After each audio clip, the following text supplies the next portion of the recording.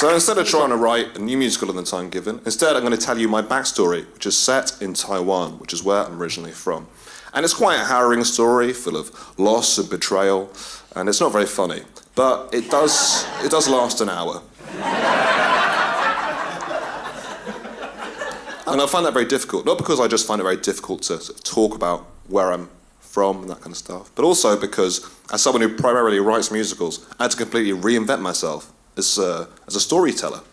But musicians reinvent themselves all the time. For example, do you know the band Daft Punk? Yeah. Well, don't speak for everyone. You know, if you're not familiar with Daft Punk, essentially they're two DJs who wear space helmets to make them seem more futuristic. Which I think is great. I'm quite like that as a comedian. You know, people say that about me. I'm quite futuristic, in the sense that you know, I'm not funny now, but I could be funny. You know, in a bit.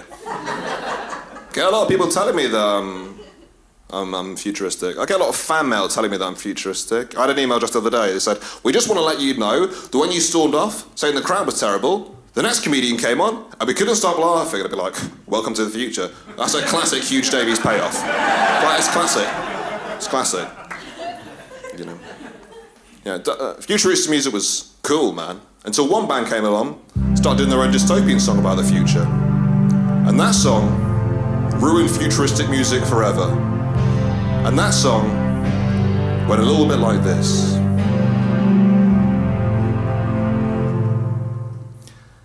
I said I've been to the year 3000. Not much has changed, but they live underwater. Yeah, come on. And your great-great-great-granddaughter, come on, it's pretty fine, it's pretty fine.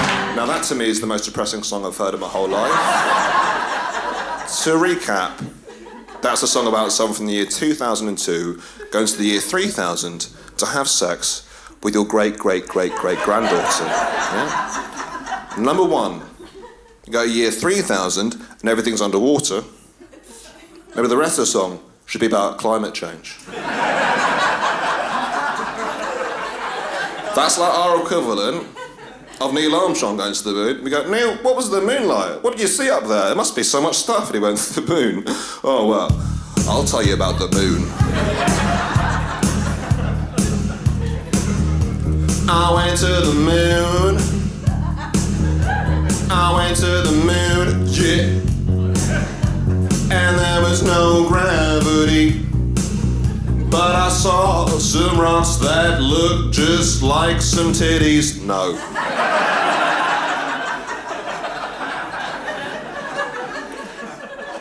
That's my great-great-great-granddaughter.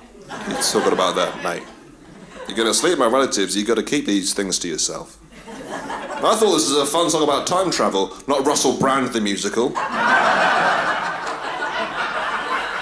And for those of you who've not done the maths, for it to be possible in the year 2002 to even have a great-great-great-granddaughter in the year 3000, you're going to have to spread 1,000 years over 5 generations. That means, if she was alive, and I hope to God she was, mate,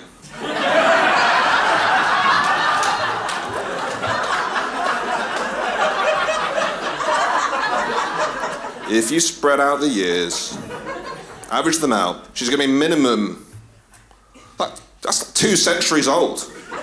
At this point, she's the oldest woman in the world. Let me paint you a picture. She's in a hospice. She's surrounded by her friends, her family. She's living off her drip, boys. Her bones are literally dust at this point. Give us some goddamn dignity in death. 2002 was the year society uttered busted. What's it like in the year 3000? And the best answer you could have got was, well, everybody may have drowned, but we still managed to gangbang a 200-year-old record breaker. Not my future, I'll tell you that for free. Yeah. That song was detrimental to Daft Punk, you know. Detrimental. Futuristic music wasn't cool anymore. And not a lot of people know this, but that song actually caused a rift within Daft Punk, and in 2002, the band split up, right? One of them remained as Daft Punk, doing music about the future, wearing a space helmet. The other started wearing a hood, doing music from the 16th century, performing as Daft Monk.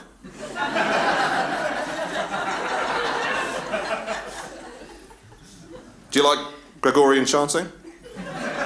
Yeah? You do? Well, you love Daft Monk then, it's like this. Do you like it? Yeah. I think you might be the only one. Not a floor filler, I'll say that much. But top 5 favourite songs to put over a sacrifice, hands down. Hands down. The Gregorian chanting's not as popular as it used to be, you know? Daft Punk's doing a lot of smaller venues. He's doing a lot of Tudor-themed weddings. Ever been to a Tudor-themed wedding? Yeah? You have? Probably. Yeah. You would remember. Yeah. It's something that was a weird one, I think, yeah. Well, as you know, it sort of starts off like this.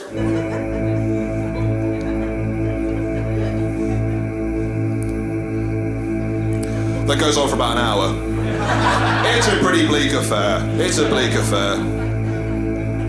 But Daft Monk, he's just stalling for about 55 minutes, you know. But I do think it's a nice surprise at the end of the gig.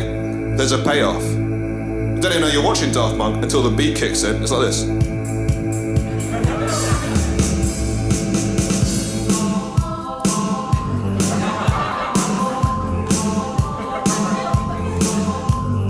Praying harder, praying better, do it faster, makes us humble, praising him forever after, our worship's never over. Bit of Daft Monk there for you. Bit of Daft Monk.